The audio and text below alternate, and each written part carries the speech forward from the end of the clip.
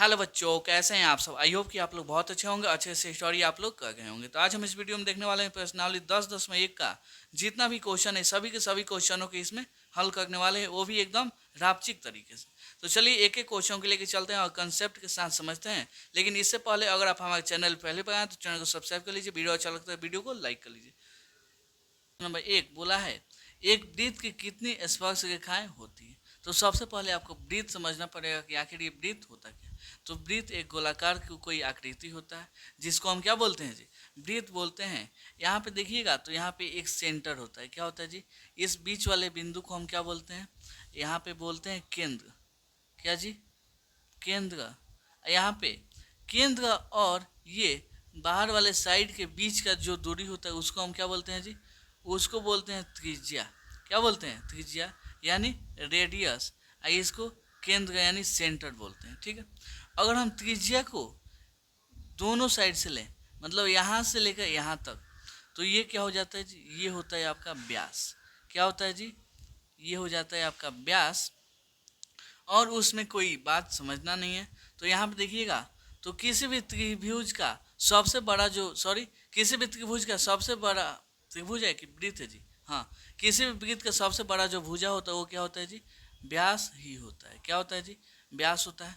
उसके बाद से समझना है, यहाँ पे मान लीजिए 3 गो वृत्त लेते हैं, थोड़ा अलग हो सकता है लेकिन बात को समझिएगा। ठीक है, यहाँ पे ऐसे, यहाँ पे ऐसे। ठीक है, तो यहाँ पे मान लीजिए कोई एक रेखा है ऐसे जाता है, तो ये बताइएगा कई वृत्त को छू रही है, नहीं छू रही है। यहाँ पे ये ऐसे मान लीजिए कोई वृत्त को क्या किया है जी, छेद के गया है। और एक होता है बस छू के जाए, मतलब स्पर्श करके जाए। ठीक है, तो यहाँ पे देखिएगा ये वृत्त को स्पर्श नहीं किया है, तो यहाँ पे हम बोलते हैं अप्रतिच्छेदी रेखा। क्या जी, अप्रतिच्छेदी छेदी रेखा। मतलब प्रतिच्छेद क्या किया है जी, नहीं किया, मतलब उसको छुआ ही नहीं है और ना ही छेदा हुआ है। ये देखिएगा तो उसको बीच में से एकदम छेद के जगह है, तो यहाँ पे हम बोल सकते हैं छेदक रेखा। क्या जी, छेदक रेखा। ये देखिएगा तो छेद के भी नहीं जगह है और यहाँ पे अलग से ही नहीं जगह है, तो इसको हम अलग नाम देते हैं, इसको बोलते हैं स्पर्श रेखा। क्या जी, स्पर्श रेखा, बस छू के जाए उसी को क्या बोलते हैं जी, स्पर्श रेखा। तो आपका क्वेश्चन क्या था जी, एक वृत्त की कितनी स्पर्श रेखाएं हो सकती है। तो मान लीजिए यहाँ पे कोई एक वृत्त है, इसकी कितनी स्पर्श रेखाएं हो सकती है जी। तो यहाँ पे देखिएगा तो एक ऐसे रेखा हो जाएगा, होगा कि नहीं बोलिए। एक ऐसे भी हो सकता है जो कि बस स्पर्श करके जाए ऐसे। एक ऐसा भी रेखा हो सकता है ना जी, जो कि बस छू के जाए। एक ऐसा भी हो सकता है, फिर एक ऐसा भी, फिर एक ऐसा भी, फिर एक ऐसा भी। मतलब आप जितना बनाना चाहेंगे उतना आप बना सकते हैं। तो इसका कितना हो जाएगा जी, वृत्त का स्पर्श रेखा अनेक हो सकता है। कितना जी, अनेक हो सकता सकती है। ठीक है, समझ में आया। कितना होगा जी, अनेकों, आप लाखों करोड़ों इसमें बना सकते हैं। तो उम्मीद करता हूँ आपको ये क्वेश्चन बहुत अच्छे से समझ में आया होगा। नंबर 2 जो कि बहुत ही आसान है, बस आपको समझने की जरूरत है। यहाँ बोला है रिक्त स्थानों की पूर्ति कीजिए। यहाँ पे कुछ कथन दिया हुआ है, यहाँ पे कुछ कुछ जगह छोड़ दिया गया है, जैसे यहाँ पे, यहाँ पे, यहाँ पे, यहाँ पे, इसमें हम कुछ कुछ भरेंगे। तो यहाँ पे बोला है किसी वृत्त की स्पर्श रेखा उसे डैश बिंदुओं पर प्रतिच्छेद करती है। अब आपको मालूम हुआ कि अगर ये स्पर्श रेखा होता क्या है जी, यहाँ पे कोई एक रेखा होता है, जैसे एक वृत्त होता है। स्पर्श रेखा क्या होता है जी, वृत्त को छूकर ऐसे जाता है, ऐसे ही जाता है। तो हम देखिए कितने बिंदु पर स्पर्श किया है जी, ये रेखा देखिएगा तो एक पे, ये देखिएगा तो एक पे, मतलब एक एक बिंदु पर क्या करता है जी, स्पर्श करता है। तो यहाँ पे हो जाएगा एक, कितना जी, एक बिंदुओं पर स्पर्श करता है। ठीक है, कोई दिक्कत नहीं है। यहाँ पे बोला है वृत्त को 2 बिंदुओं पर प्रतिच्छेद करने वाली रेखा को क्या बोलते हैं, वो भी समझ लीजिए। यहाँ पे क्या है जी, यहाँ पे ये वृत्त है और 2 गो बिंदु पर प्रतिच्छेद करने वाले, एगो यहाँ पे, एगो यहाँ पे। तो इसको हम क्या बोलते हैं जी, इसको बोलते हैं हम छेदक रेखा। क्या जी, तो यहाँ पे ये वाला हो जाएगा छेदक रेखा। छेदक रेखा कहते हैं। ठीक है, अब यहाँ देखिए बोला है एक वृत्त की डैश समांतर स्पर्श रेखाएं हो सकती है। एक वृत्त की कितनी समांतर स्पर्श रेखा हो सकती है? समांतर मतलब आमने सामने। तो मान लीजिए एगो ये स्पर्श रेखा हो गया, इसके समांतर कौन होगा? ये वाला। यहाँ से अगर यहाँ पे खींचिएगा तो ये तो छेदक हो जाएगा। एगो यहाँ से होगा जो कि क्या करेगा जी, बस स्पर्श करेगा, छू के जाएगा। तो कितना जी, ये एगो ये एगो, कितना, दो को होगा। तो यहाँ पे हो जाएगा दो। दो समांतर रेखाएं जो होंगी वो क्या करेगी जी, स्पर्श करेगी। ठीक है, अब यहाँ पे बोला है वृत्त तथा उसकी स्पर्श रेखा के उभयनिष्ठ बिंदु को कहते हैं। यहाँ पे वृत्त कौन होगा जी, यहाँ पे देखिए ये हो गया आपका वृत्त। क्या बोला है, फिर से पढ़िए, वृत्त तथा उसकी स्पर्श रेखा। ये वृत्त, इसकी स्पर्श रेखा मान लेते हैं ये। उसके बाद बोला है स्पर्श रेखा के उभयनिष्ठ बिंदु को, इसको क्या बोलते हैं जी, इस वाले बिंदु को आप देखिएगा तो स्पर्श बिंदु बोलते हैं। तो यहाँ पे हो जाएगा स्पर्श बिंदु, बिंदु कहते हैं। ठीक है, तो बस इसका यही क्या होगा जी, आंसर हो गया। तो उम्मीद करता हूँ आपको ये क्वेश्चन बहुत अच्छे से समझ में आया होगा। क्वेश्चन नंबर 3 जो कि बहुत ही आसान है, बोला है 5 सेंटीमीटर त्रिज्या वाले एक वृत्त के बिंदु P पर स्पर्श रेखा PQ केंद्र O से जाने वाली एक रेखा से बिंदु Q पर इस प्रकार मिलती है कि OQ इक्वल टू 12 सेंटीमीटर है। तो PQ की लंबाई ज्ञात कीजिए। सब छोड़िए, यहाँ पे एक क्या है जी, यहाँ पे एक वृत्त है जिसका केंद्र क्या है जी, यहाँ पे दिया है O है, क्या है जी, O। यहाँ से एक त्रिज्या है, त्रिज्या का लंबाई कितना है जी, त्रिज्या का लंबाई देखिएगा तो 5 सेंटीमीटर दिया है। अब बोला है कि इसी बिंदु से एक स्पर्श रेखा ऐसे जाता है, ऐसे। इस बिंदु का क्या नाम है जी, P नाम है। यहाँ पे ये रेखा, यहाँ पे ये रेखा।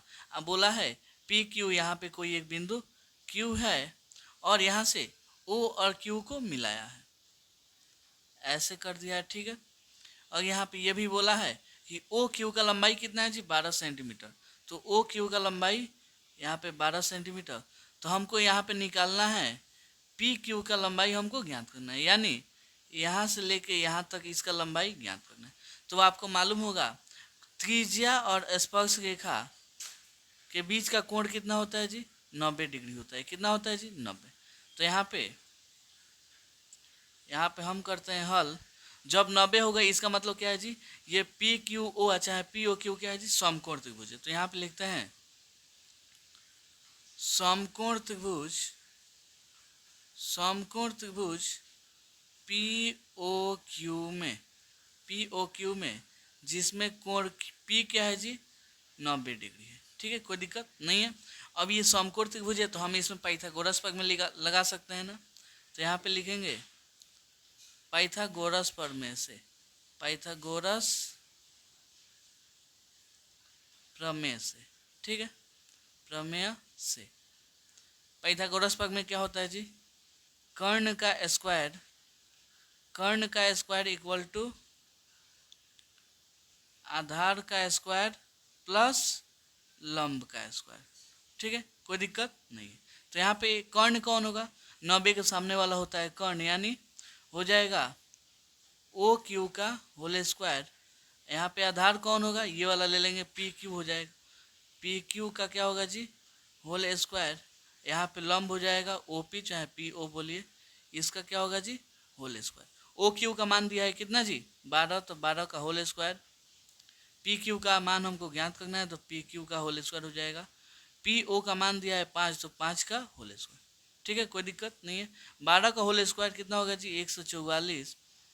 PQ का होल स्क्वायर PQ स्क्वायर, 5 का होल स्क्वायर 25 हो जाएगा। 144, ये 25 इधर प्लस में इधर आ गया तो माइनस में हो जाएगा। यहाँ पे आपका PQ चलिएगा, यहाँ पे हम एरो का चिन्ह से लगा देते हैं यहाँ पे।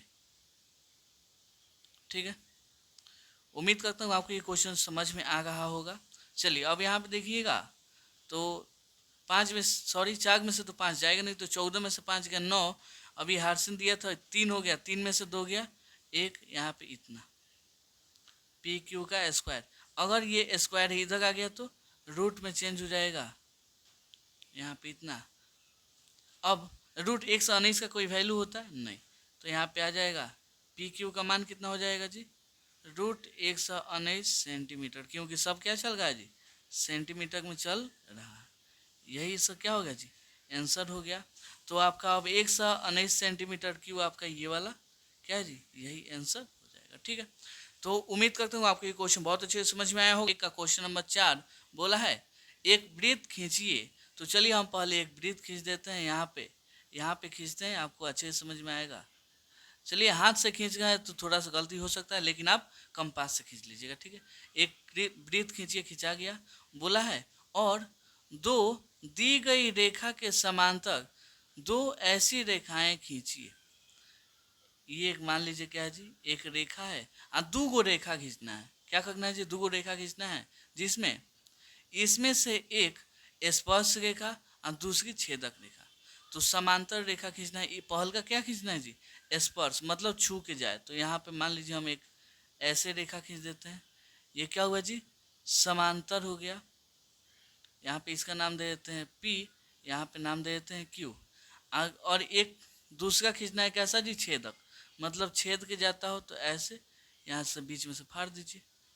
ये क्या हो गया जी, ये हो गया छेदक रेखा, छेदक रेखा। ये आपका हो गया स्पर्श रेखा। ठीक है, स्पर्श रेखा जो कि दोनों आपस में क्या है जी, समांतर है। ये तो आपका क्या हुआ जी, ये आपका हो जाएगा व्यास। ठीक है, तो बस इसमें यही काम था, इतना ही आपको दिखा देना था, इसमें कुछ सोल्यूशन वोल्यूशन नहीं करना था। तो उम्मीद करता हूँ आपके क्वेश्चन बहुत अच्छे से समझ में आया होगा। चलिए मिलते हैं अगले वीडियो में अगले क्वेश्चन के लिए, तब तक के लिए धन्यवाद।